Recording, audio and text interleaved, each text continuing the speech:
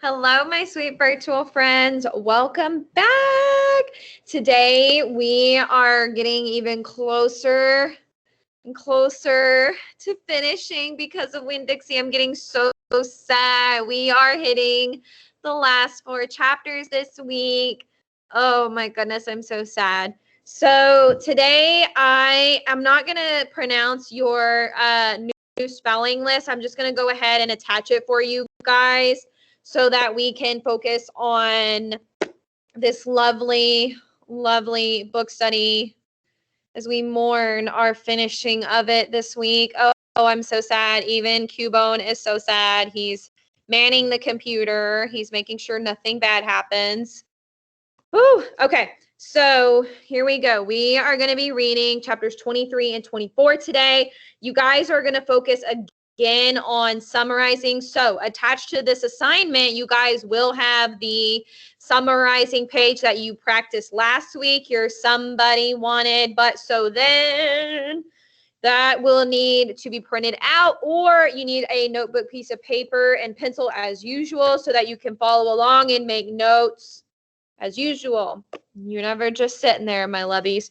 So let's go ahead. I am just going to read on through it, you guys. And yeah, here we go. We're getting so close to the end. I'm so sad. I just want to cry. We're so sad. Okay. All right. Chapter 23. Save the sandwiches, Gloria Dump yelled to me. Save the punch. I got my dog pictures, screamed Sweetie Pie. She went running around, tearing them off the trees and the chairs. Don't worry, she kept shouting. I got them. I grabbed the platter of egg salad sandwiches, and the preacher grabbed the punch, and we ran into the kitchen with them. And when I ran back outside, I saw that Amanda had hold of Miss Franny Block and was helping her into the house. Miss Franny was teetering in her high heels that the rain would have knocked her right over if Amanda hadn't held on to her. I grabbed Gloria Dump's arm. I'm all right, she said, but she put her hand on my arm and held on to me tight. I looked around the garden before we left. All the crepe paper was melted and the candles were out, and then I saw Otis. He was standing there by his jar of pickles looking down at his feet. Otis! I hollered at him over the rain. Come on, we're going inside. When we got in the kitchen, Amanda and Miss Franny were laughing and shaking themselves like dogs. What a downpour, said Miss Franny. Wasn't that something? That came right out of nowhere, said the preacher. Woo-wee, said Gloria. Dog, squawked Gertrude. I looked at her. She was sitting on the kitchen table. The thunder was really booming and cracking. Oh no, I said. I looked around the kitchen. Don't worry, said Sweetie Pie. I saved them dog pictures. I got them right here. She waved around her wad of magazine papers. Where's Winn-Dixie?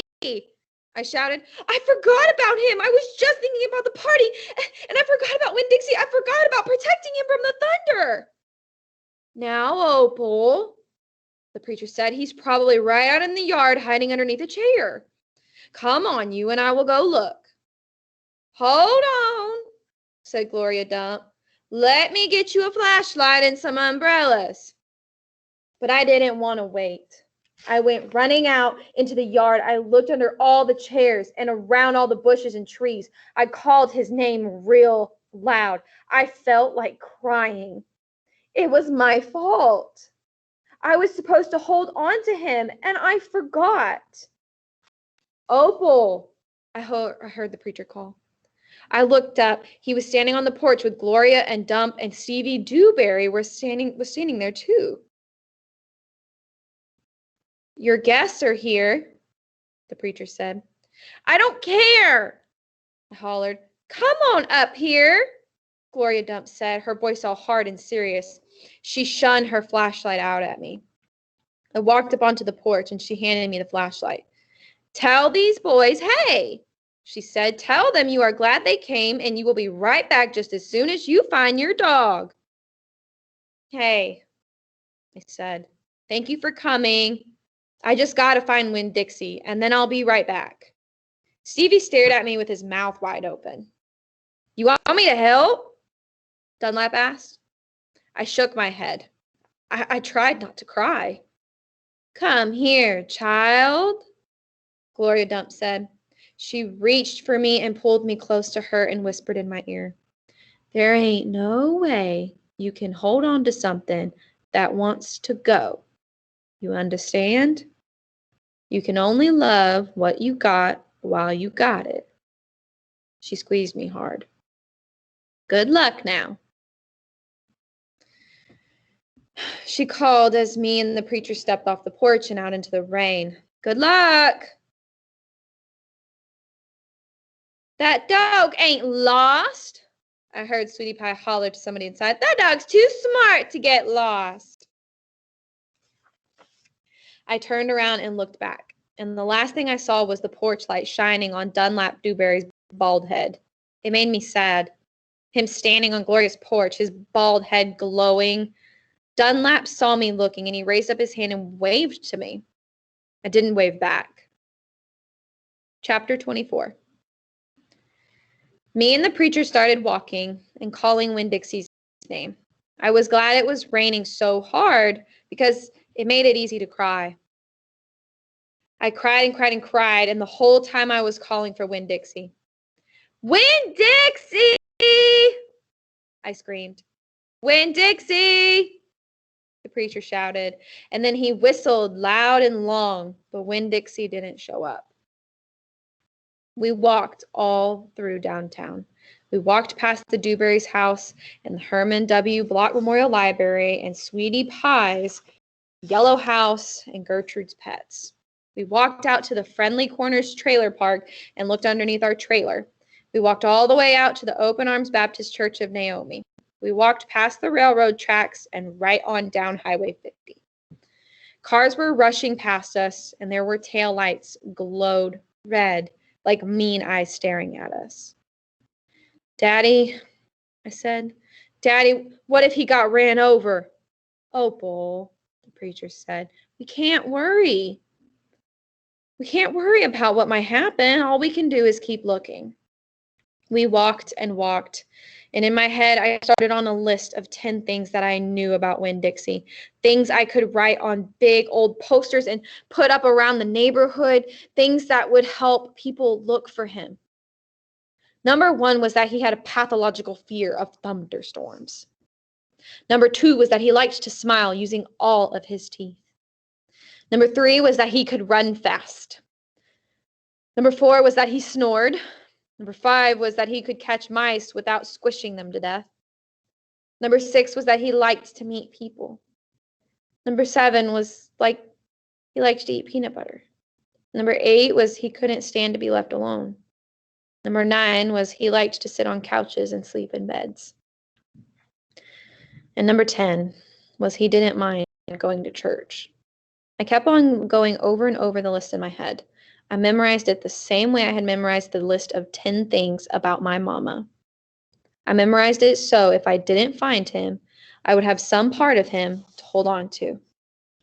But at the same time, I thought of something I had never thought of before, and that was that a list of things couldn't even begin to show somebody the real Winn-Dixie, just like a list of 10 things couldn't ever get me to know my mama. And thinking about that made me cry even more. Me and the preacher looked for a long time, and finally, he said we had to quit. But Daddy, I said, Winn-Dixie's out there somewhere. We can't leave him. Opal, preacher said, we have looked and looked and looked, and there's only so much looking we can do. I can't believe you're going to give up, I told him. India, Opal, the preacher said, rubbing his nose. Don't you argue with me. I stood and stared at him. The rain had let up some. It was mostly a drizzle now. It's time to head back, the preacher said. No, I told him. You go ahead and go, but I'm going to keep on looking. Opal, the preacher said in a real soft voice. It's time to give up.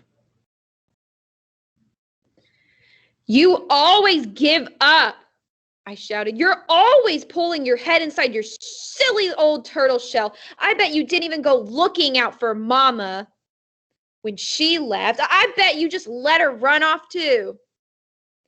Baby, the preacher said, I couldn't stop her. I tried. Don't you think I wanted her to stay too? Don't you think I missed her every day?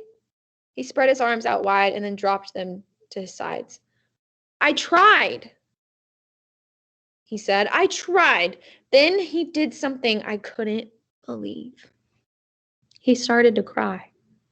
The preacher was crying. His shoulders were moving up and down, and he was making snuffly noises. And don't believe that losing Winn-Dixie doesn't upset me as much as it does you. I love that dog. I love him too. Daddy, I said. I went and wrapped my arms around his waist. He was crying so hard he was shaking. It's all right, I told him. It's okay. Shh. I said to him like he was a scared little kid. Everything will be okay. We stood there hugging and rocking back and forth, and after a while, the preacher stopped shaking. I still held on to him, and I finally got the nerve to ask the question I wanted to ask. Do you think she's ever going to come back? I whispered. No, the preacher said. No, I do not. I've hoped and prayed and dreamed about it for years, but I don't think she'll ever come back. Gloria says that you can't hold on to anything, that you can only love what you've got while you've got it. She's right, the preacher said. Gloria Dump is right. I'm not ready to let Winn-Dixie go, I said. I had forgotten about him for a minute. What with thinking about Mama? We'll keep looking, said the preacher. The two of us will keep looking for him. But do you know what? I just realized something, India Opal. When I told your Mama took everything with her, I forgot one thing, one very important thing that she left behind. What? I asked. You, he said. Thank God your Mama left me you. And he hugged me tighter.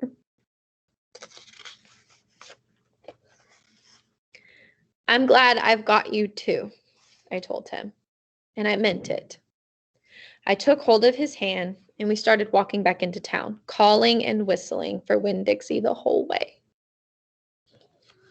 That's the end of chapter 4. I don't know about you guys, but that made me a little emotional. Oh man, that one was that was tough to watch. Ooh, that one was tough. All right, my sweet friends. I know you're probably holding back some tears a little bit. If you're not, you're much stronger than I am. But take what you have heard and listened to for today's 2 chapters. Make sure that you fill in the summarizing worksheet for both of the chapters. So both chapter 23 and 24. And then we will finish with chapters 25 and 26 on Friday with a little bit of a different assignment. And then we will be done with Because of Winn-Dixie. So just keep that in mind so that you can mentally prepare yourselves for the end of this wonderful book. I was not prepared fully for those 2 chapters. So prepare yourselves, my sweet little bookworms. We're coming to the end. If you have any questions, you know where to find me. If you want to come mourn with me or share some sadness with me about the fact that, whoa, that just hit me like a ton of bricks. That's so sad. Where is Winn-Dixie? Oh my gosh. You always know where to find me. All right, you guys, I will see y'all later. Bye.